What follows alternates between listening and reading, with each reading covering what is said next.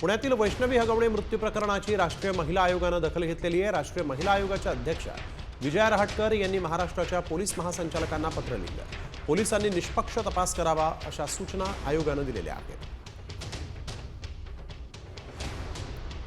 तर राष्ट्रीय महिला आयोगाने काय नेमकं म्हटलेलं आहे पाहूयात।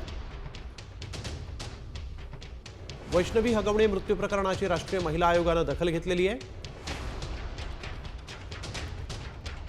अध्यक्षा विजया रहाटकर यांनी राज्याच्या पोलीस महासंचालकांना पत्र लिहिले आहे। पोलिसांनी निष्पक्ष तपास करण्याच्या सूचना त्यांनी दिलेल्या आहेत। आरोप खरे असल्यास सर्व आरोपींना तत्काळ अटक करावी। महिला आयोगाने महाराष्ट्र पोलिसांकडून अहवाल मागवला आहे।